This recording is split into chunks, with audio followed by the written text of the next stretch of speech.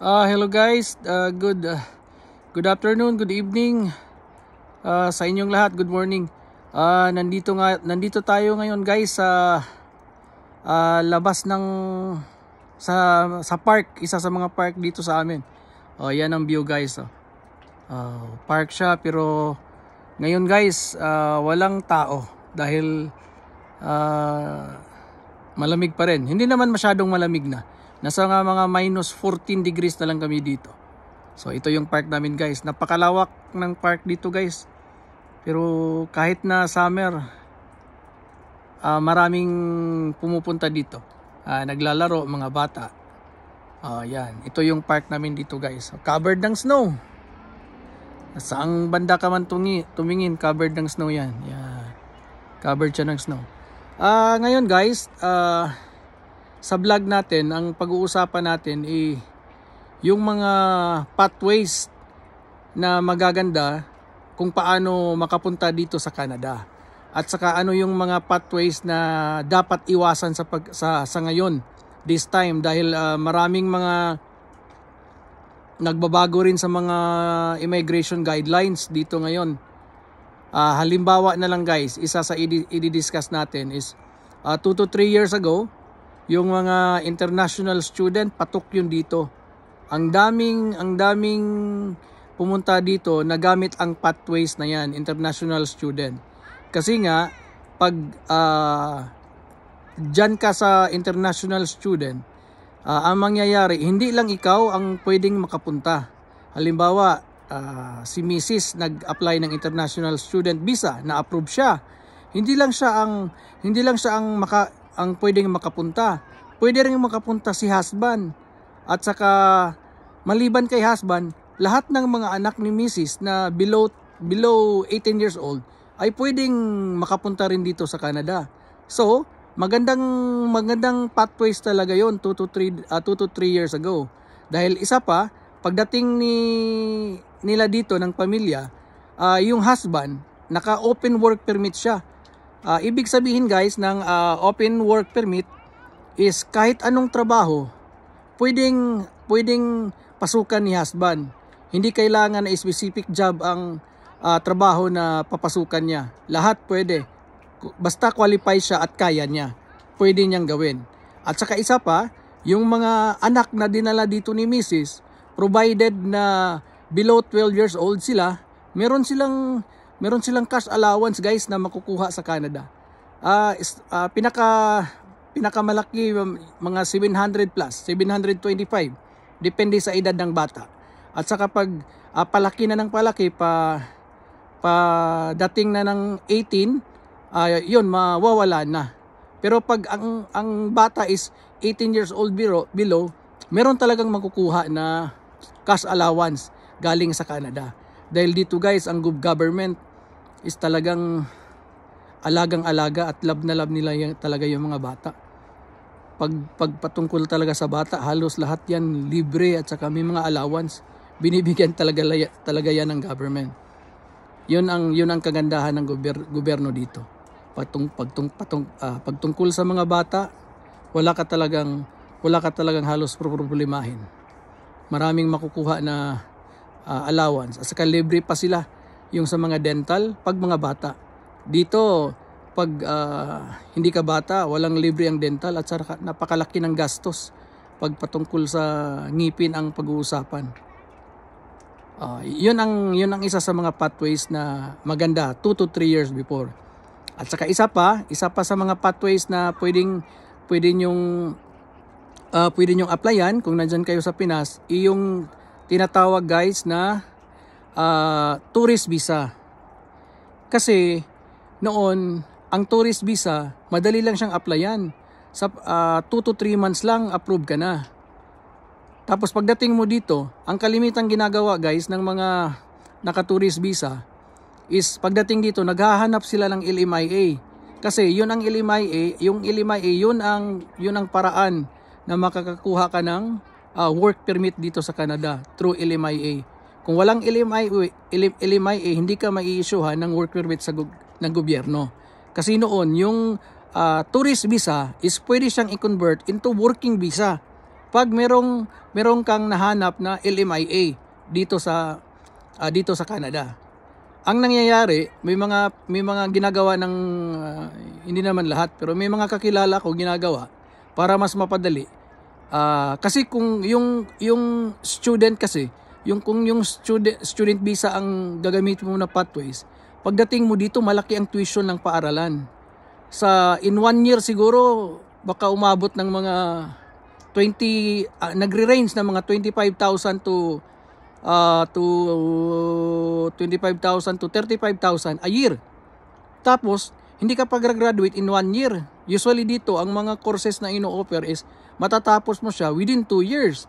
So kung kukwentahin mo, palagay na lang natin, doon na lang tayo sa pinakamababa na 25,000 ang gagastusin mo na tuition every year.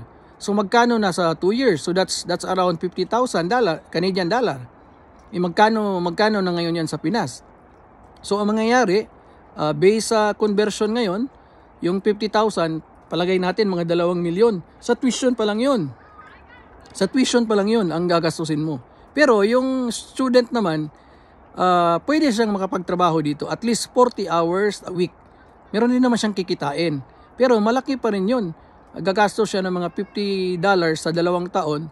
Sa 2 taon na para lang matapos yung pag-aaral niya. At saka hindi rin yun basta-basta madali. Kasi biro mo, mag-aaral ka nga dito. Papasok ka sa paaralan.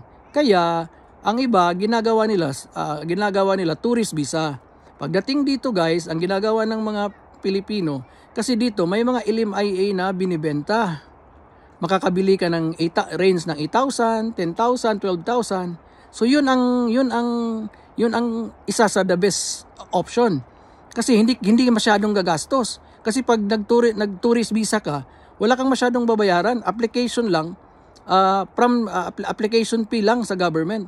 At saka diretso ka, pwede kang hindi ka dumaan dun sa mga agency na nagpa-process ng mga ganyan. So pagdating dito, meron din ako mga kakilala na nagbibenta ng mga ganyan, LMIA. So Lamia ang tawag dyan dito sa amin. So pagdating dito ng tourist na galing sa Pinas, may contact na LMIA, bibilhin nila yon sa halagang 8,000 pinakamababa at pinakamahal na yung 12,000. So i-compute natin sa peso, so nasa mga 500,000 ang gagastusin. Di hamak na mas makakasave kumpara doon sa mag-student visa ka, di ba? At saka dito, pag halimbawa na meron ka ng LMIA, nakapagtrabaho ka na after 2 years, provided na yung pinasukan mo na trabaho is categorized na skilled. Skilled ha, kasi may mga category dito, may skilled, may semi-skilled, kasi point system siya. Pag skilled siya, in just 1 year, pwede ka nang maka-apply, o 1 year or I think 1 year or 2 years, pwede ka nang maka-apply ng permanent resident dito sa Canada. Pero that was 2 years ago. Kasi ngayon maraming nagbago sa mga policies at sa immigration. Kasi nga may mga iba-iba, nakikita rin ng Canadian government na may mga umaabuso. So ang daming pumupunta dito, hindi man lang marunong mag-English. Kasi walang problema sa mga Pilipino kasi ang English naman is second language natin. So kahit saan, usually naman mga Pilipino, nakakapag-English naman ng konti kahit na masasabi natin na high school graduate, pero nakakapag-English pa rin. Yung mga pumunta dito na mga iba halos hindi makapag-English, kaya yun nabulabog. Nakita ng government.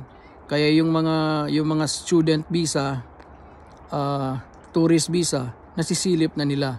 So ngayon, ang mangyayari guys, halimbawa, sa ngayon lang ha, kasi hindi pa ito yung present rule. Kasi halimbawa, kuan ka, student visa ka, natapos ka na sa pag-aaral. Para ma-PR ka, kung ano yung pinag-aralan mo, dun ka talaga magtratrabaho. Pwede yun. For 2 years, doon ka magtatrabaho, doon mismo sa pinag-aralan mo. Pero kung hindi yung pinag-aralan mo, ang pinagtrabahuan mo, mahirap. Dahil kahit pat naka 2 years ka na sa trabaho, ngayon may bagong patakaran, need mo ng yung sinasabing provincial domination para makapag-apply ka ng permanent resident. Noon dati, hindi kailangan ng provincial nomination. Provided na skilled yung trabaho mo, after 1 year or 2 years, pwede ka na makapag-apply ng permanent resident. Pero ngayon nga, dahil nasilip ng gobyerno, halimbawa kahit pa tourist visa ka, bibili ka lang ng LMIA dito para ma-transform yung tourist visa mo into working visa. Ganon pa rin ang mangyayari. Kahit maka 2 years ka na sa work mo, need mo pa rin makakuha ng provincial nomination para maging PR ka, para maging permanent resident. Yun ang mga realidad ngayon dito. Yun ang kasalukuyang mga guidelines. Pero magbabago yan, guys, pagdating ng July 2025. Kasi every year may mga pabago-bago kasi sa guidelines. Ngayon, hopefully by July is yung mga guidelines na i-implement ng Canadian immigration is pabor sa mga immigrants, yung mga gustong pumunta dito sa Canada. Okay? At saka isa pa, guys, ang i-discuss natin is yung mga pinakamadali na mga pathways na papunta dito sa Canada, na in demand dito sa Canada, na hindi ka masyadong mahihirapan pag nag-apply ka. Okay? Isa na dyan yung mga registered nurse. Kasi from time to time, may mga Canadian company na pumupunta dyan sa Pinas, nag-hire ng mga registered nurse.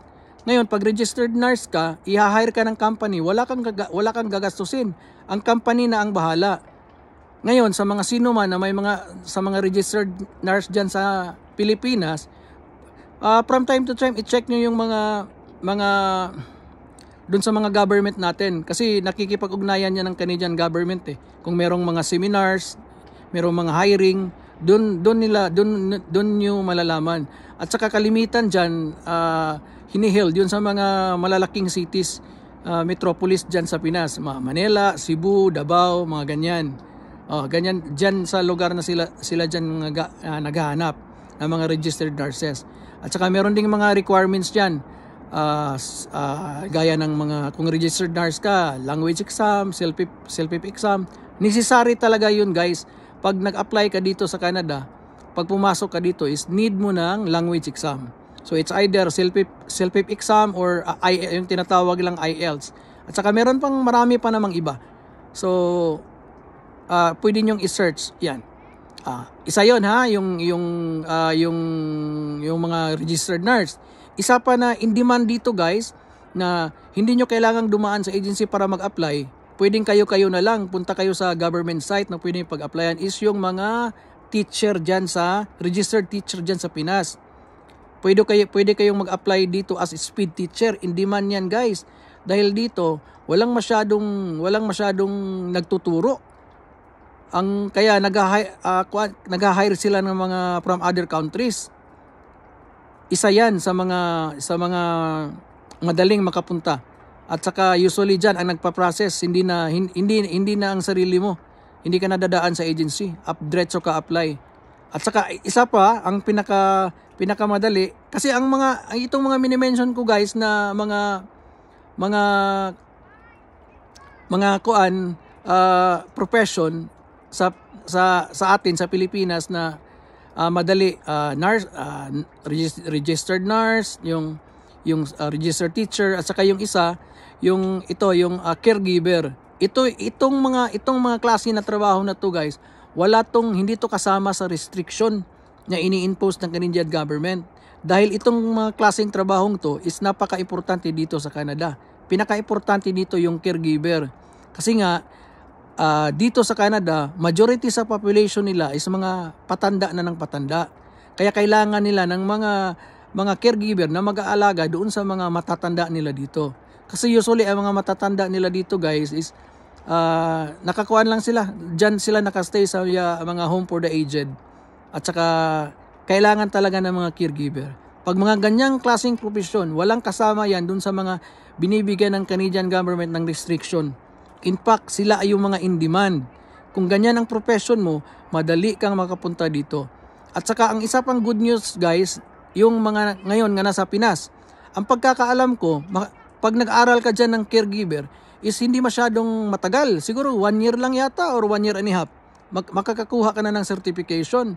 So, advice ko guys, kung nandyan kayo sa Pinas, kung gusto nyong makapunta dito ng Canada na madalian, na hindi masyadong gagastos ng pera, mag-aral kayo ng caregiver sa Pinas.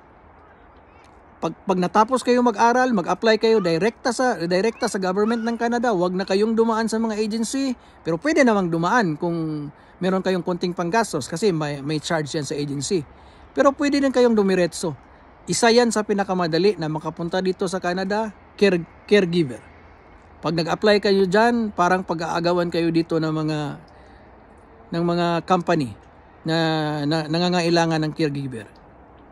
Kasi dito guys, based on my experience lang at based on reality, yung mga professional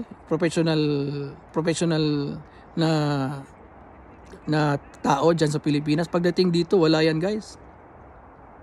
Pwera na lang kung journeyman ka, yung mga electrician, welders, ganun. Malaki ang sahod pag ganun. Pero kung professional, ano ba yung natapos mo sa Pinas, pagdating dito, hindi masyadong nagagamit. Okay, yun lang yun guys. Sana nakatulong itong vlog ko ngayon. Magandang araw, umaga, gabi sa inyong lahat. Keep safe and always watch my video.